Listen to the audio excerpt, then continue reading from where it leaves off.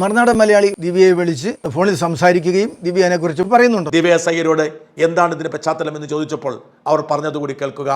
കഴിഞ്ഞ ദിവസം മാഡം എനിക്കൊന്ന് സോഷ്യൽ മീഡിയയിലും കണ്ടിട്ട് ഒരു കവിത, യേശു ഒരു കറുത്തവർക്ക്, അങ്ങനെ അതിപ്പോ ചെറിയ വിവാദമായി. ഈ ചില ക്രിസ്ത്യൻ ചാനലുകളൊക്കെ അത് യേശു നിന്റെ എന്ന രീതി പ്രചരിക്കുന്നത്, അതിന്റെ ഒരു പശ്ചാത്തലം എന്ന് അറിയാൻ വേണ്ടിയിട്ടാണ് ഞാൻ ചോദിച്ചത്. എന്താണ് സംഭവിച്ചത്? ഞാൻ ആ കവിത കഴിഞ്ഞ ഈസ്റ്ററിന് പോസ്റ്റ് ചെയ്തതായിരുന്നു. അത് സർവ്വതല സ്പർശിയായിട്ടുള്ള എല്ലാ മനുഷ്യരിലും യേശുവിന്റെ നന്മയുടെ മുഖമുണ്ട് എന്നുള്ളത് കാണിക്കുന്ന ഒരു കവിതയാണ്. അത്രേ ഉള്ളൂ. ആ അർത്ഥത്തിൽ ചെയ്യുന്നത്. അതിനകത്ത് വിവാദത്തെ കുറിച്ച് അതിപ്പോ എങ്ങനെയോ വിവാദമായി അല്ലേ? അതെ, അറിയില്ല. പോസ്റ്റ് കണ്ടാലും മനസ്സിലായി ഞാനതിൽ എഴുതിയിരിക്കുന്നത് അത് തന്നെയാണ്. ഭാരം ചുമക്കുന്നവർ എല്ലാവരിലും യേശുവിന്റെ നന്മയുണ്ട് എന്നുള്ളത് തിരിച്ചറിയുന്ന കുറച്ച് വാക്കുകൾ, അത്രേ ഉള്ളൂ. ഇത് യേശു ക്രിസ്തുവിനെ അവഹേളിക്കുന്നതാണ് എന്നാണ് സോഷ്യൽ മീഡിയ പറയുന്നത്. യേശുവിനെ കുറിച്ച് ഒരു ബോധവുമില്ലാതെ ദിവ്യ എസ് അയ്യർ പറഞ്ഞതാണെന്ന് ഇവർ അവകാശപ്പെടുന്നു. വാസ്തവത്തിൽ യേശു ക്രിസ്തുവിനെ ഒട്ടും മനസ്സിലാക്കാത്തവരാണ് ഈ വിമർശനവുമായി രംഗത്തുള്ളത്. അപ്പോൾ ഈ കവിതയ്ക്കെതിരെ ഒരുപാട് പാസ്റ്റർമാരും വൈദികന്മാരും ഒക്കെ രംഗത്ത് വന്നിട്ടുണ്ട്. യേശു ക്രിസ്തുവിനെ കുറിച്ച് ഈ പറഞ്ഞതിൽ ഒരു തെറ്റുമില്ല. ഈ കവിതയുടെ ലക്ഷ്യം തന്നെ യേശു ക്രിസ്തു വെള്ളക്കാരൻ്റെ സ്വന്തമല്ല, കറുത്തവർക്ക് വേണ്ടിയും സ്ത്രീകൾക്ക് വേണ്ടിയും കാലിഫോർണിയയിലെ ഹിപ്പികൾക്ക് വേണ്ടിയും അയർലൻഡിലെ ശാന്തരായ മനുഷ്യർക്ക് വേണ്ടിയും ഒക്കെ ജനിച്ചതാണ് എന്നാണ്. ഇത് വായ്മൊഴിയായി പരക്കപ്പെടുമ്പോൾ പലപ്പോഴും ഇന്ത്യക്കാർക്ക് വേണ്ടിയും എന്ന് കൂട്ടിച്ചേർത്തിട്ടുണ്ട്. ആർക്കും കൂട്ടിച്ചേർക്കാവുന്ന ഒരു കവിതയാണ് ഇത് എന്നതാണ് വാസ്തവം. എന്തുകൊണ്ടാണ് ഇത് യേശുക്രിസ്തുവിനെ അവഹേളിച്ചു എന്ന തരത്തിൽ ചിലർ പ്രചരിപ്പിക്കുന്നത് എന്ന് മനസ്സിലാവുന്നില്ല.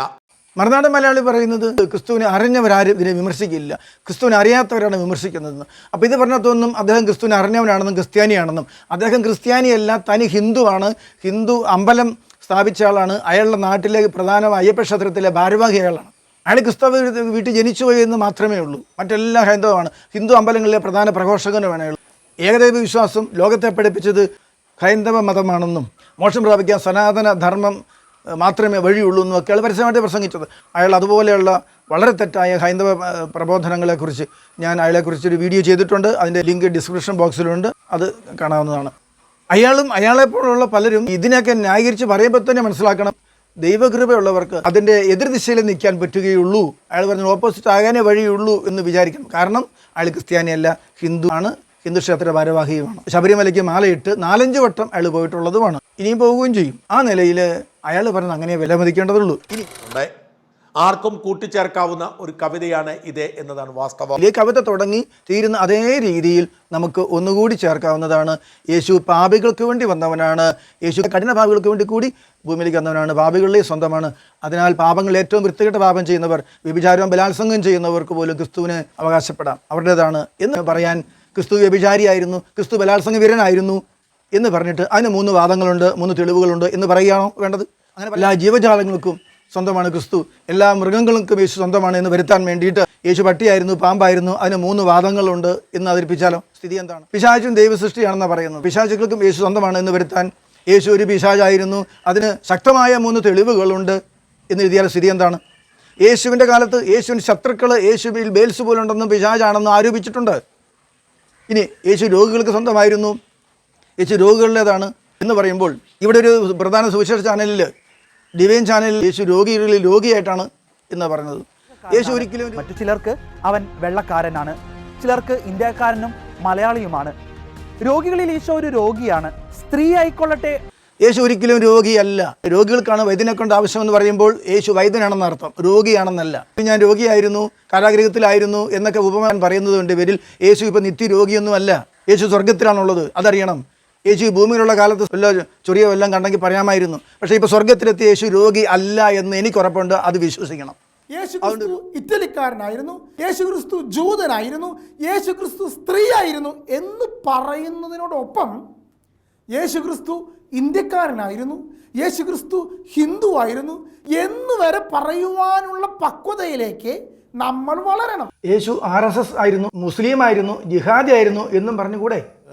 ആസ്വാദ്യകരമായ കവിതയോ കഥയോ എഴുതുമ്പോൾ ചരിത്ര പുരുഷനെയാണ് പരാമർശിക്കുന്നതെങ്കിൽ, ഒരു ആരാധനാപാത്രത്തെയാണ് പരാമർശിക്കുന്നതെങ്കിൽ, ഒരു രാഷ്ട്രീയ നേതാവിനെ പരാമർശിക്കുന്നതെങ്കിൽ അവരുടെ യഥാർത്ഥ സ്ഥിതിയോട്, ചരിത്രത്തോട്, യഥാർത്ഥ ജീവിത വസ്തുതകളോട് നീതി പുലർത്തിയേ പറ്റൂ. നീതി പുലർത്താതെ അവരുടെ പേരും ഇട്ടിട്ട് വായി തോന്നുന്നത് എന്തെങ്കിലും എഴുതി വെച്ചാൽ അത് തെറ്റാണ്. മലയാള സാഹിത്യത്തിൽ മാത്രമല്ല ആഗോള സാഹിത്യത്തിലും ചില ചീഞ്ഞളി സാഹിത്യ സംസ്കാരമുണ്ട്. അതിൻ്റെ ഭാഗമായിട്ട് ഒത്തിരിയേറെ വിവരക്കേടുകളും അപമാനവും ഒക്കെ ഇങ്ങനെ ഉണ്ടാവാറുണ്ട്. അതിനെയൊന്നും നമുക്ക് ന്യായീകരിക്കാൻ പറ്റില്ല.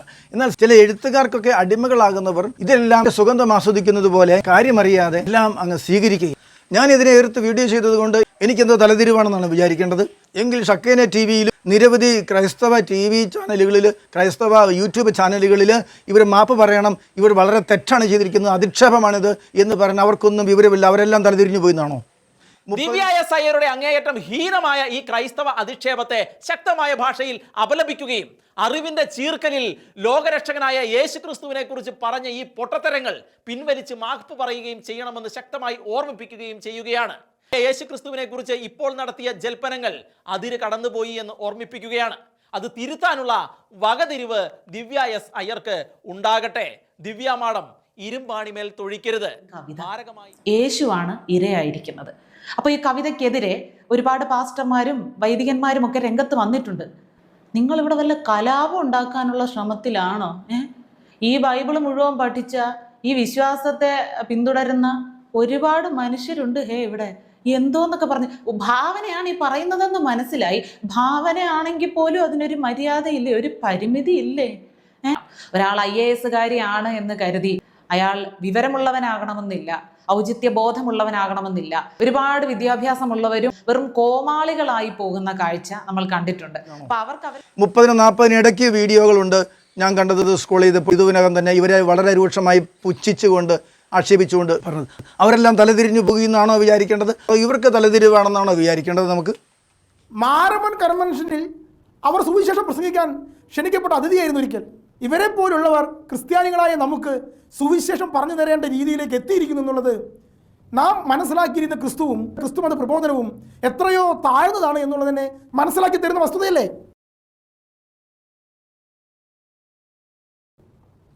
ഞാൻ ഇതിനെ എതിർത്ത് വീഡിയോ ചെയ്തതുകൊണ്ട് എനിക്കെന്തോ തലതിരിവാണെന്നാണ് വിചാരിക്കേണ്ടത്.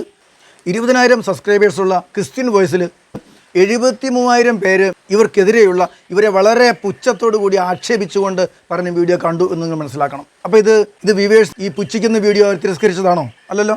പക്ഷേ ഞങ്ങൾ വായിച്ചും പഠിച്ചും വളർന്നതാണ്. ദൈവശാസ്ത്ര ബോധമുള്ള ഞങ്ങളെയൊക്കെ ഒന്നും വെറുതെ പൊട്ടന്മാരാക്കി വെക്കരുത്. പക്ഷെ ഒരു ചരിത്രബോധം വേണം. ഒരു ചരിത്രത്തോട് ബോധ്യമില്ലാത്ത കാര്യം പറയരുത്. നിങ്ങളുടെ ഭാവന നിങ്ങളുടെ കയ്യിൽ നിന്നോണം. താങ്കളെ പോലെ പഠിച്ചിട്ടുള്ള ഒരാൾ, IAS എടുത്തിട്ടുള്ള ആൾ ഒരു കാരണവശാലും ഈ വാക്കുകൾ ഉച്ചരിക്കാൻ പാടില്ല. ആ ഉച്ചരിച്ചിട്ടുണ്ടെങ്കിൽ നിങ്ങൾ വളമിടുന്നത് ഭയങ്കര മോശമായ ഒരു സാഹിത്യ സംസ്കാരത്തിനാണ്. തീക്കള്ളി കൊണ്ട് തല ചൊറിഞ്ഞാലേ പൊള്ളും എന്ന് മനസ്സ് വെച്ചോ. ആവശ്യമില്ലാത്ത പറയരുത്.